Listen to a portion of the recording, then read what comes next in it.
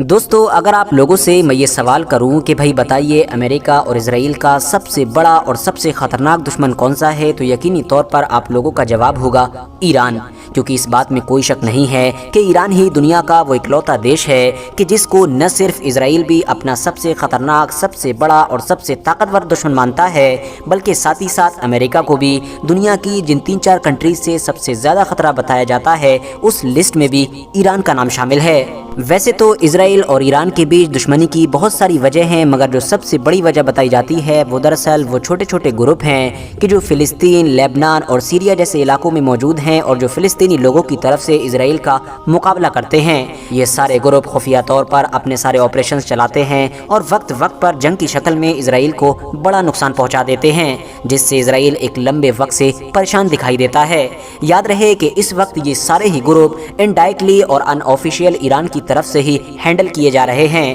یعنی زیادہ تر رپورٹس یہ دعویٰ کرتی ہیں کہ ان سبھی کو ہی اندرونی طور پر ایران سپورٹ کرتا ہے، ایران پیسہ دیتا ہے اور ایران ہی ہتھیار دیتا ہے۔ ایون ان سارے گروپ میں جو سب سے طاقتور اور سب سے بڑا گروپ ہے کہ جس کو آج کے دور میں حزب اللہ کے نام سے جانا جاتا ہے، وہ تو آفیشیلی بھی ایران کے ہی انڈر میں رہتا ہے، اور وہ تو اتنا زیادہ طاقتور ہو چکا ہے، اتنا زیادہ طاقتور ہو چکا ہے کہ حزب اللہ کے ساتھ اسرائیل ڈائریکٹلی کسی جنگ میں کودنا بھی نہیں چاہتا ہے، جس کا ثبوت پچھلے کچھ مہینوں میں ہی کئی بار دیکھنے کو ملا، کیونکہ اسرائیل جانتا ہے کہ ہار اور جیت تو بعد میں طے ہوگی، مگر حزب اللہ سے جنگ کرنے کا مطلب یہ ہے کہ وہ نقصان اٹھانا کہ جس کی شاید بھرپائی بھی نہیں کی جا سکے گی۔ رپورٹس کی مانیں تو حزب اللہ سمیت یہ سارے ہی چھوٹے بڑے گروپ اس وقت جتنے زیادہ طاقتور بن چکے ہیں اتہاس میں پہلے کبھی بھی نہیں بنے تھے۔ وجہ صاف ہے، کیونکہ خود ایران بھی اس وقت اپنے پورے اتہاس میں سب سے طاقتور پوزیشن پر ہے۔ جیسے جیسے ایران طاقتور ہوا ویسے ویسے یہ گروپ بھی طاقتور ہوتے چلے گئے، اور آج جب ایران خود بے انتہا طاقتور ہو چکا ہے تو اس کے سپورٹ سے چلنے والے یہ سارے گروپ بھی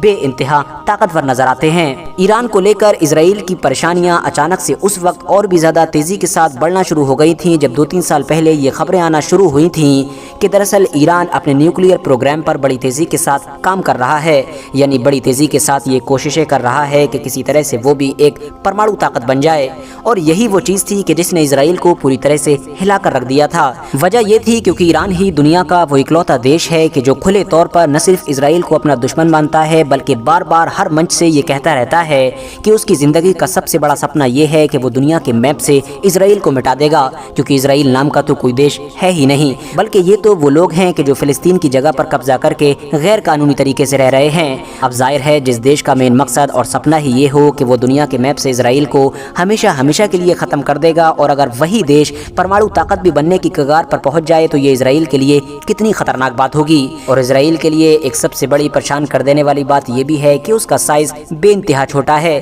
اسی لیے یہ مانا جاتا ہے کہ فیوچر میں کبھی بھی کسی بھی جنگ میں اگر کسی بھی طرف سے اسرائیل کی طرف ایک پرمانو بم بھی چھوڑ دیا گیا تو وہ دوبارہ کبھی کھڑا نہیں ہو سکے گا، کیونکہ ایک پرمانو بم ہی اس کے سائز کے حساب سے اس کے لیے بہت بڑا ثابت ہوگا۔ کیونکہ ویسے تو اسرائیل نے ابھی تک اتہاس میں کئی جنگیں لڑی ہیں، مگر کبھی بھی اس کے کسی دشمن کے پاس پرمانو بم نہیں تھا۔ اب اگر ایران کے پاس پرمانو بم آ جاتا ہے تو ظاہر سی بات ہے اسرائیل کے لیے یہ کتنی خطرناک چیز ثابت ہوگی۔ اسرائیل نے اس طرح کی خبریں وائرل ہوتے ہی فوراً اپنا مشن شروع کر دیا تھا اور ہر طرح سے ایران کو روکنے کی کوششیں شروع کر دی تھیں۔ ایران میں جگہ جگہ پر اٹیک کروائے گئے، کئی بڑے اور مشہور لوگوں کو قتل کیا گیا، ایون اس سائنٹسٹ تک کو قتل کر دیا گیا کہ جس کے بارے میں یہ دعویٰ تھا کہ وہ ایران کے نیوکلیئر پروگرام کو لیڈ کر رہا ہے۔ اتنا ہی نہیں، کئی خفیہ جگہوں پر بڑے بڑے آپریشنز کو بھی لانچ کیا گیا، مگر دوستو یہ ساری ایکٹیویٹیز کرنے کے باوجود بھی، یہ سارے ایکشنز لینے کے باوجود بھی اسرائیل کو جو چیز سب سے زیادہ پریشان کر رہی تھی وہ دراصل ایران کا مزاج تھا، کیونکہ ان سارے حملوں کے باوجود بھی، ان سارے اٹیکس کے باوجود بھی ایران صرف اپنا بیان ہی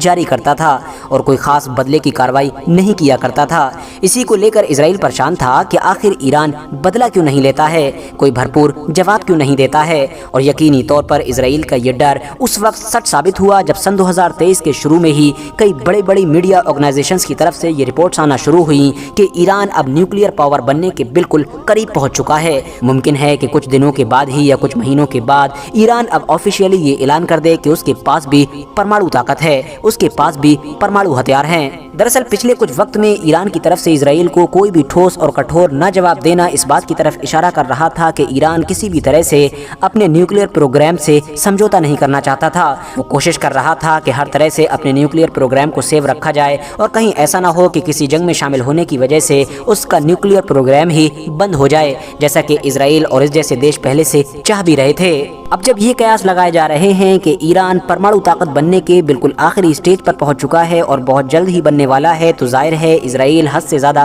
परेशान नजर आ रहा है और उसकी इस परेशानी को क्लियरली देखा भी जा सकता है। कुछ महीनों पहले ही इजराइल की तरफ से ईरान को लेकर अमेरिका की तरफ इशारा करते हुए ये बयान दिया गया था कि हमको ईरान के ऊपर अभी हमला करना होगा, क्योंकि अभी नहीं तो कभी नहीं, वरना बहुत ज्यादा देर हो जाएगी। इसके अलावा अभी 1-1.5 महीना पहले ही इजराइल की तरफ से दिया गया एक बयान भी मीडिया में काफी मशहूर हुआ था। वो बयान ये था कि इजराइल के मेन लीडर यानी कि नेतन्याहू ने धमकी देते हुए कहा था कि अमेरिका आता है तो आए, और अगर वो नहीं आएगा तो फिर हम अकेले ही ईरान के ऊपर हमला कर देंगे। यानी ये बयान भी दिखा रहा था कि इजराइल ईरान के इस न्यूक्लियर प्रोग्राम को लेकर कितना ज्यादा चिंता में नजर आ रहा है। इसके अलावा एक बयान तो बिल्कुल अभी कुछ दिन पहले ही दिया गया है, जिसमें इजराइल के नेतन्याहू ने अमेरिका के बड़े बड़े लीडर्स, बड़े बड़े ताकतवर लोगों को संबोधित करते हुए कहा था कि ईरान दरअसल 50 नॉर्थ कोरिया के बराबर है। ये कोई ऐसा पड़ोसी देश नहीं है जो सिर्फ आपको परेशान करता है, बल्कि ये तो एक ऐसा खतरनाक देश है कि जो जहां एक तरफ इजराइल को छोटा शैतान बोलता है तो वहीं अमेरिका को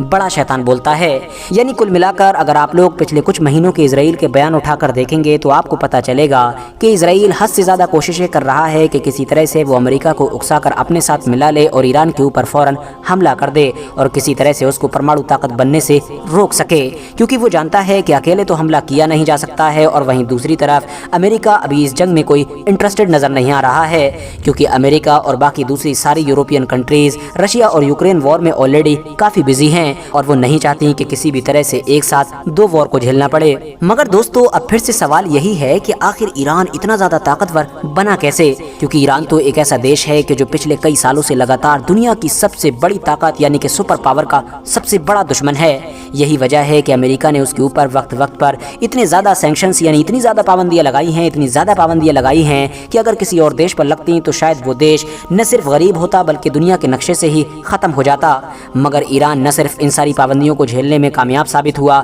बल्कि उल्टा इतना ज्यादा ताकतवर बन गया कि आज मिडिल ईस्ट की एक नई ताकत बनकर उभरा है। इतनी बड़ी ताकत कि जिसने न सिर्फ इजराइल और उसके दोस्त अमेरिका की नाक में दम करके रख दिया है, बल्कि ये तक दावा किया जा रहा है कि बहुत जल्द ही अब वो परमाणु ताकत वाला देश बन जाएगा। सवाल ये है कि आखिर ये सब कुछ हुआ कैसे? आखिर ईरान के पास ऐसी क्या चीज मौजूद है कि जिसकी वजह से इजराइल ईरान से इतना ज्यादा डरता है? एक्सपर्ट्स की माने तो कुछ ऐसे कॉमन फैक्टर कि जो ईरान की मिलिट्री को बहुत ज्यादा ताकतवर बनाते हैं, उनमें सबसे ऊपर ईरान की मिसाइल्स और इसके अलावा उसके ड्रोन्स का नाम आता है। आपको बता दूं कि वैसे तो ईरान के ऊपर बहुत लंबे वक्त से बहुत सारी पाबंदियां लगी हुई हैं, और जब किसी भी देश के ऊपर बहुत सारी पाबंदियां लग जाती हैं तो वो अपने देश में भी हथियार बनाने के लिए जो उसको मटेरियल चाहिए होता है वो दूसरे देशों से नहीं खरीद पाता है। मगर इन तमाम चीज़ों के बावजूद भी ईरान ने न सिर्फ वो मटेरियल का इंतजाम किया बल्कि खुद अपने घर पर ही बहुत ताकतवर और शानदार हथियार तैयार किए, जिनमें राद 85 नाम का वो खतरनाक और ताकतवर ड्रोन भी शामिल है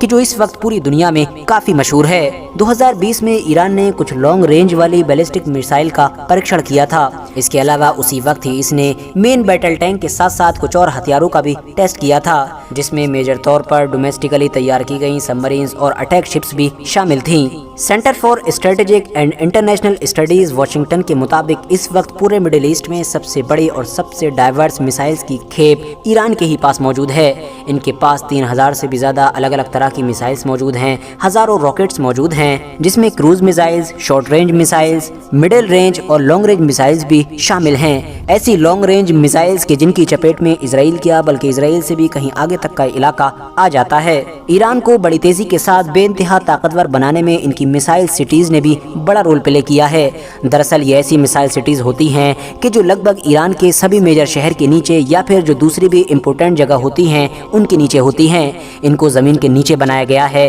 और ये जमीन से लगभग 500 मीटर अंदर बनी हुई होती हैं। अंडरग्राउंड बने इन सारे शहरों के अंदर ईरान के न सिर्फ बेइंतहा हथियार मौजूद होते हैं बल्कि सारी फैसिलिटीज मौजूद होती हैं। इनके अंदर बैठकर ही वहाँ की आर्मी बहुत सारे ऑपरेशंस को भी अंजाम देती है। इतना ही नहीं, जिन जगहों पर ये मौजूद होती हैं उनके ऊपर पूरा ऐसा सिस्टम भी मौजूद होता है कि जो अगर दुश्मन इस जगह पर वार करने की कोशिश करे तो वो उससे टकरा जाएं। इसके अलावा इन मिसाइल सिटीज को इस तरह से बनाया गया है और जमीन के इतने नीचे बनाया गया है कि अगर ऊपर से आम हथियार तो दूर परमाणु बॉम्ब से भी हमला किया जाएगा तो इसके अंदर اثر نہیں ہوگا، اور شاید یہی وجہ ہے کہ ان میسائل سٹیز کو ایران کی آرمی کی ریڑھ کی ہڈی مانا جاتا ہے، یعنی آپ یہ کہہ سکتے ہیں کہ اس کی سب سے بڑی طاقت ہے۔ اس کے علاوہ یہ دیکھا گیا ہے کہ وقت کے ساتھ ایران کی ملٹری رینک بھی بڑی تیزی کے ساتھ بڑھی ہے، یہ اتنی تیزی کے ساتھ طاقتور بنی ہے کہ آج کے دور میں یہ 17 نمبر پر آ چکی ہے اور اسرائیل کو بھی پیچھے چھوڑ چکی ہے۔ ان کے پاس 10 سے 11 لاکھ کے قریب فوج موجود ہے، جس میں سے 5,75,000 ایکٹیو ہیں۔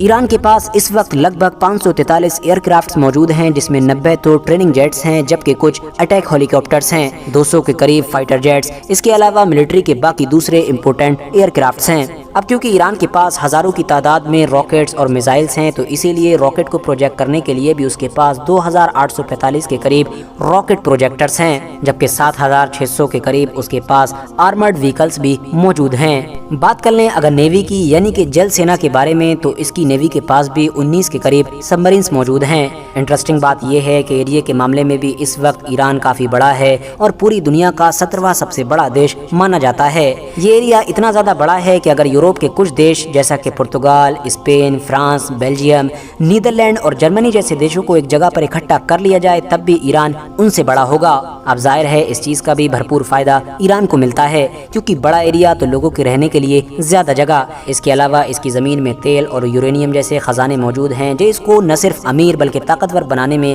ایک بڑا کردار پلے کرتے ہیں۔ یورینیم کے بھنڈاروں کا ایران کی زمین میں ملنا ہی ایران کے لیے ایک بڑا ٹرننگ پوائنٹ ثابت ہوا، کیونکہ یہی وہ خزانہ ہے کہ جس کی مدد سے نہ صرف نیوکلیئر پاور پلانٹ چلائے جاتے ہیں بلکہ نیوکلیئر ہتھیار بھی بنائے جاتے ہیں۔ اب اگر کسی دیش پر پرتیبند لگا دیے جاتے ہیں یعنی سینکشنز لگا دیے جاتے ہیں تو وہ چاہتے ہوئے بھی یورینیم کو کسی دوسرے دیشوں سے نہیں خرید پاتا ہے، مگر ایران کے ساتھ تو بالکل الٹا ہو گیا۔ ایران کی تو خود کی زمین میں ہی اس چیز کی کھوج کر لی گئی اور آج اس کے پاس اتنا ہے کہ جس کی کوئی کمی ہی نہیں ہے۔ یہی وجہ ہے کہ ایکسپرٹس نے اسرائیل اور امریکہ کو پہلے ہی چیتانا شروع کر دیا تھا کہ جس تعداد میں ایران کے یورینیم ہاتھ لگا ہے، یہ بات کنفرم ہے کہ وہ فیوچر میں ضرور اپنے نیوکلیئر پروگرام پر کام کرے گا، جو شاید اب یہ چیز سچ ہوتی ہوئی بھی دکھائی دے رہی ہے۔ بات کر لیں اب اگر ریجنل پاور کے بارے میں، تو مڈل ایسٹ میں اس وقت ایران کو سب سے تیزی کے ساتھ ابھرنے والا دیش مانا جا رہا ہے، ایک ایسا دیش کہ جو اگر اسی ٹرینڈ کے ساتھ آگے بڑھتا رہا تو بہت جلد ہی فیوچر میں مڈل ایسٹ کا سپر پاور بن جائے گا۔ وہ اس لیے کیونکہ مڈل ایسٹ کے زیادہ تر دیش آج کی ڈیٹ میں یا تو ایران کے انڈر میں رہتے ہیں یعنی اسی کی سنتے ہیں،